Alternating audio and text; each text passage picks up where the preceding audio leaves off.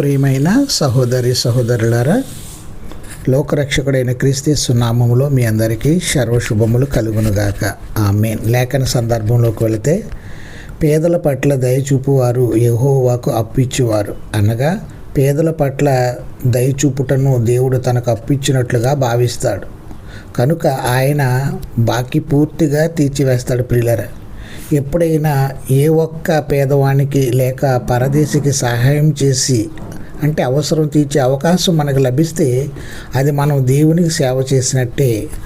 అందుకే కొత్త నిబంధనలో ఒక అద్భుతమైన మాట ప్రభు తెలియజేస్తాడు. ప్రియులారా, నేను ఆకలిగొంటిని, మీరు నాకు భోజనం పెట్టితిరి, దప్పికుంటిని, నాకు దాహముని ఇచ్చితిరి, పరదేశినై ఉంటిని, నన్ను చేర్చుకుంటిరి, దిగంబరునై ఉంటిని, నాకు బట్టలు ఇచ్చితిరి, రోగినై ఉంటిని, నన్ను చూడవచ్చితిరి, చెరసాలలో ఉంటిని, నా యొద్దకు వచ్చితిరి అని చెప్పాను. నీతిమంతులు అడుగుతారు, ఇవన్నీ ఎప్పుడు మేము చేసాం ప్రభు అంటే, ఇదిగో ఒక పేదవాడు